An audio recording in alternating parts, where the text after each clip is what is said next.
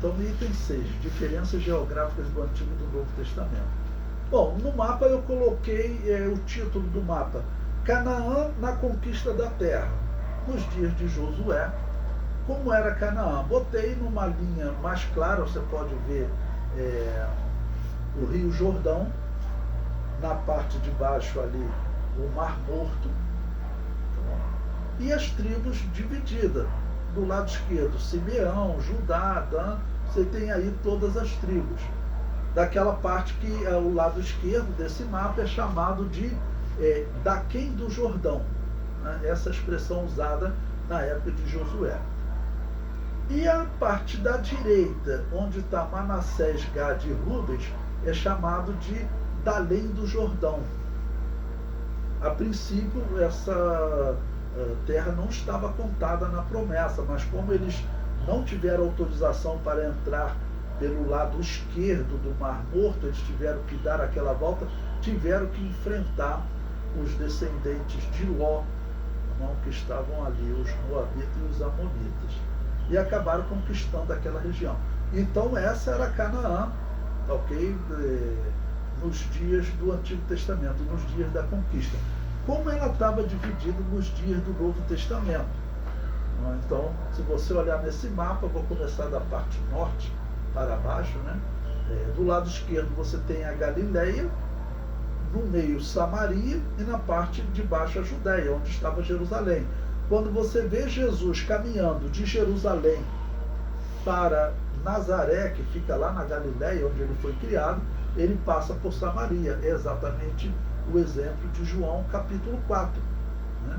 Onde Jesus sai de Jerusalém e era-lhe necessário passar por Samaria, que era caminho, ok? Se você olhar do lado direito, você tem as regiões da Pérea, Decápolis, Tureia, todas aquelas regiões que estavam divididas também nos dias do Novo Testamento. Bom, quando Herodes o Grande ele está ainda governando a Judéia, ele tinha status de rei, então era uma região bem vista pelos romanos e muito rica. Mas os filhos dele vão perdendo esse status.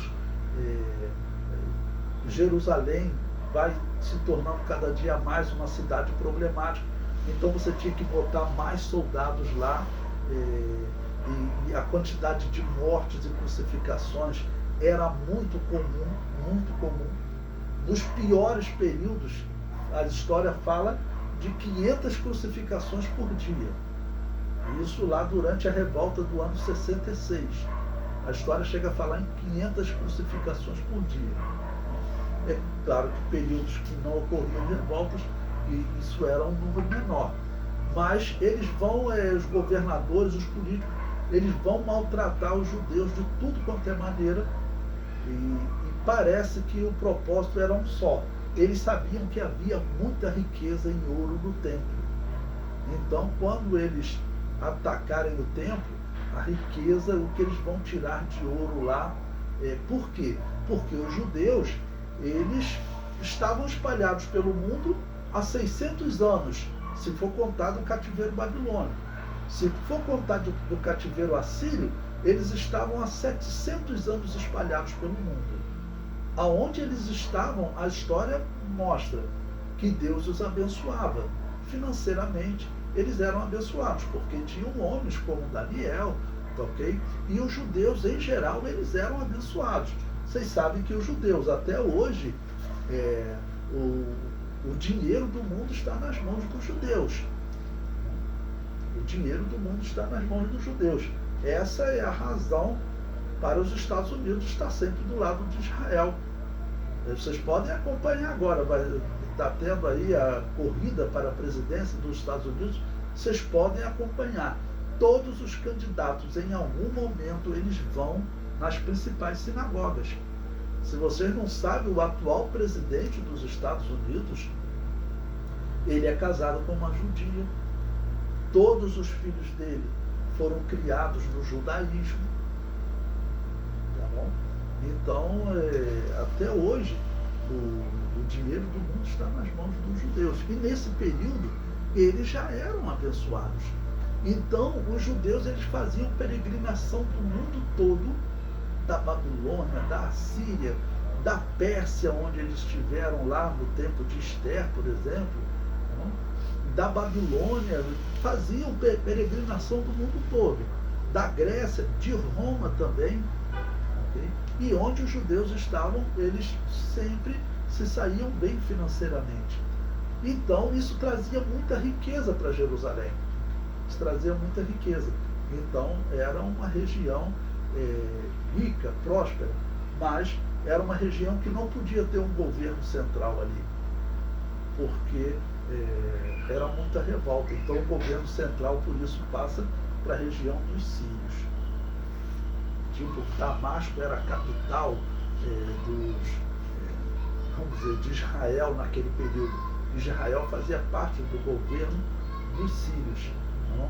Seria como se você pegasse assim e colocasse a capital, juntasse Brasil e Argentina e colocasse a capital dessa região lá em Buenos Aires.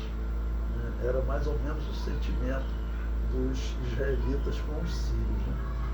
Falo de rivalidade, como existe os brasileiros com os argentinos.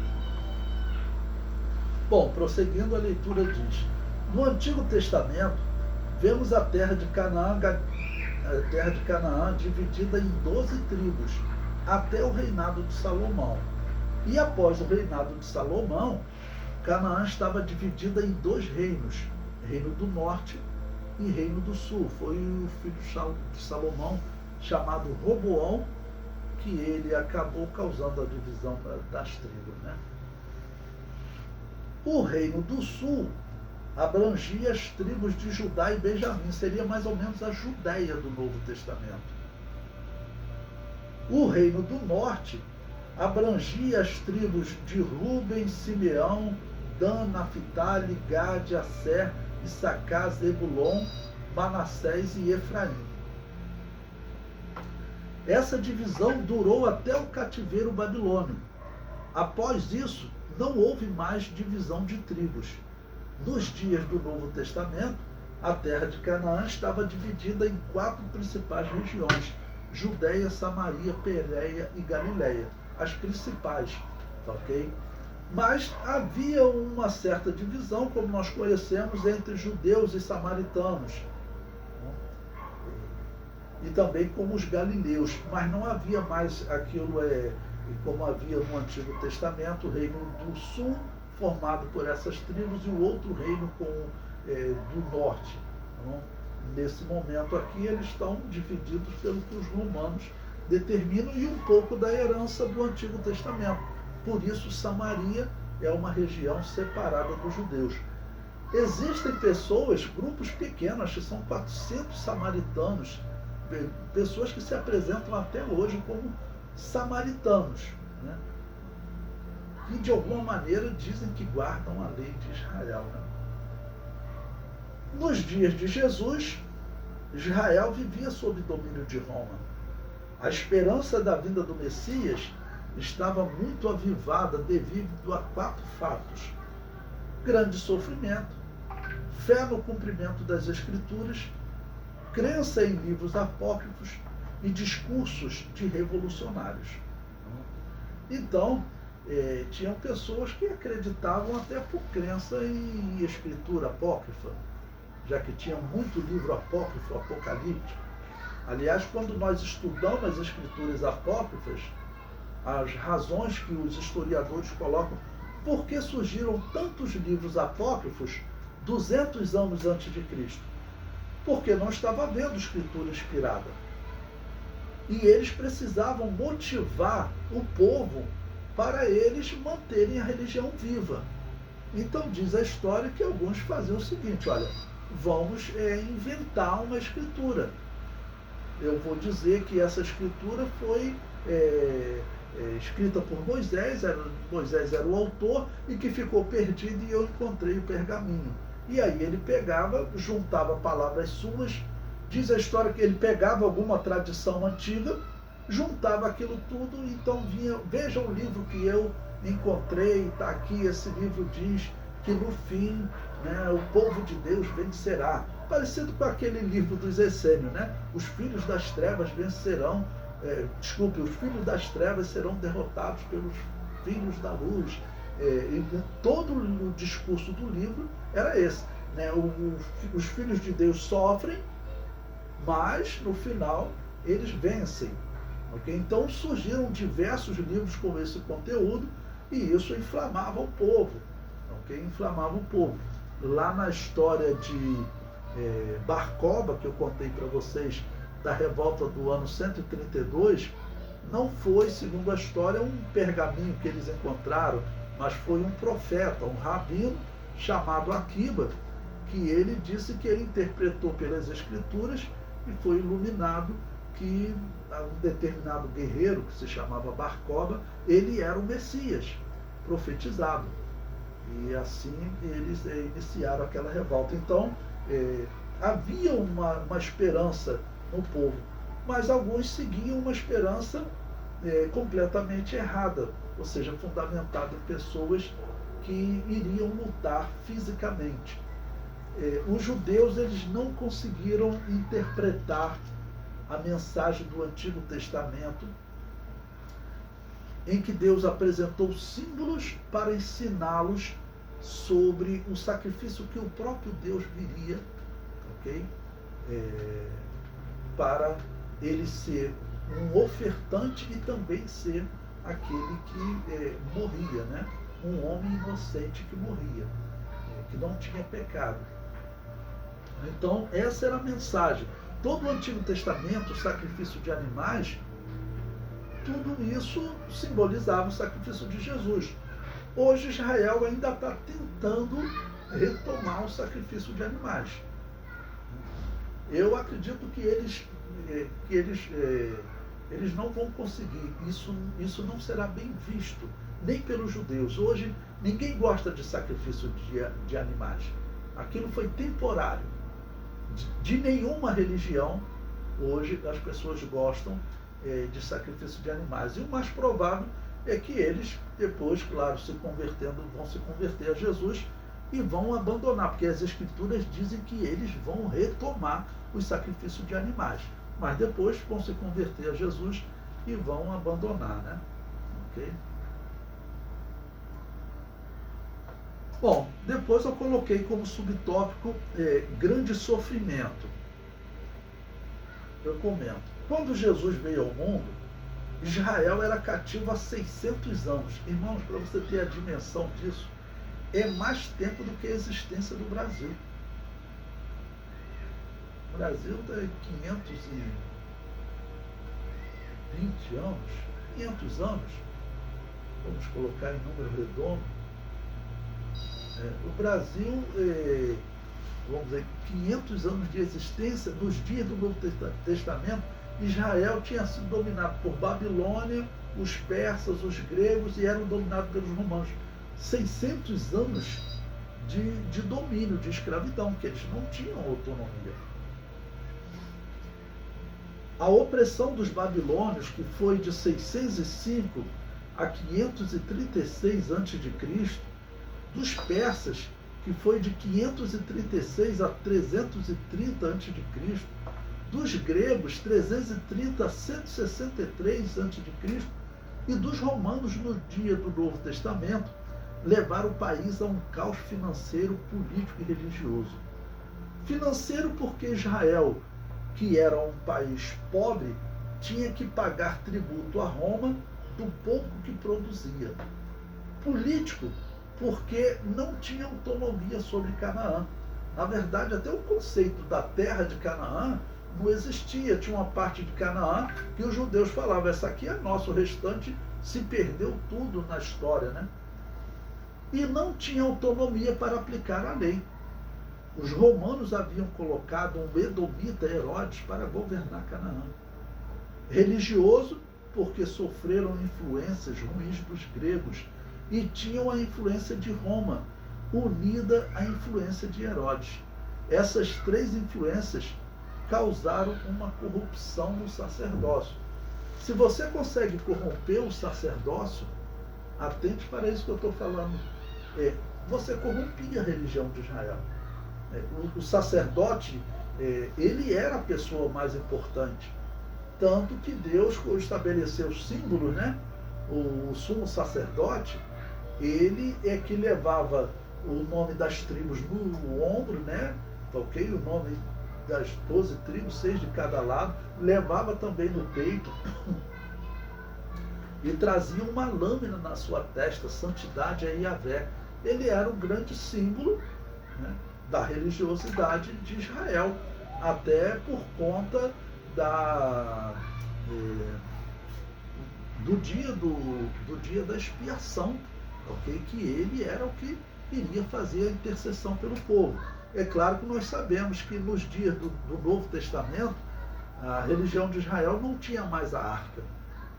Então, eles entravam no lugar santo, e segundo a história, o autor dos Hebreus diz que lá no Santo dos Santos estava o altar do incenso.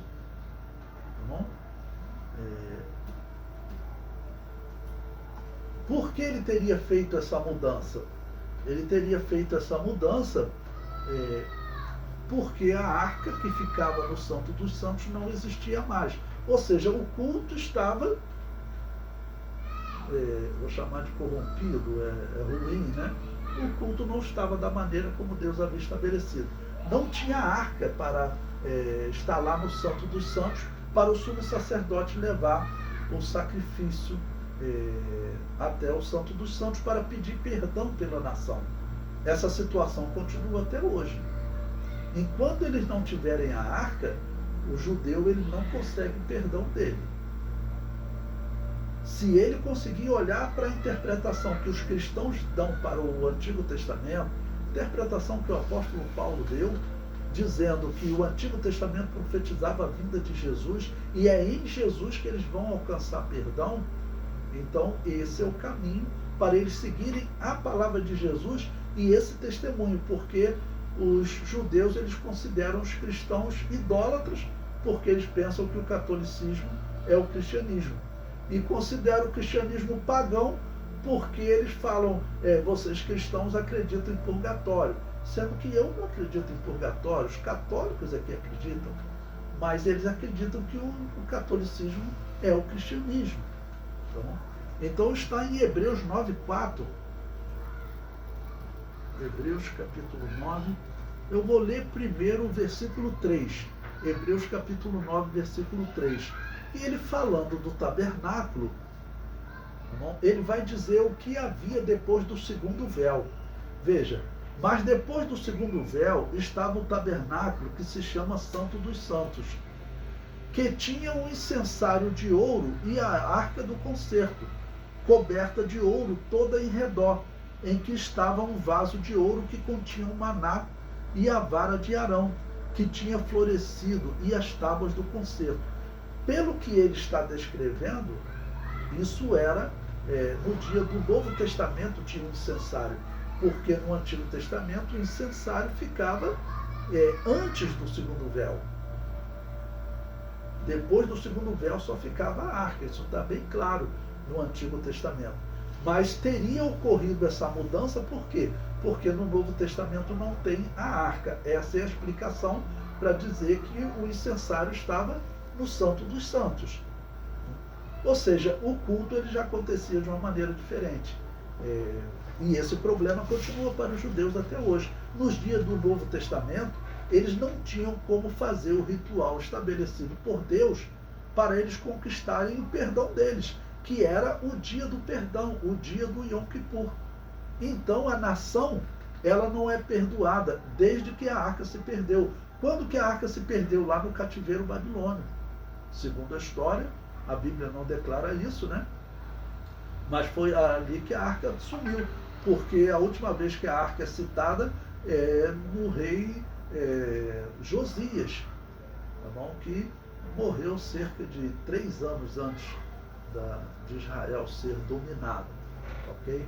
Então foi a última vez que a arca foi tomada. A lei estabelece que o perdão da nação é através da arca. A arca se perdeu e até hoje os judeus não têm arca para alcançar o seu perdão. Então o caminho é recorrer a Jesus.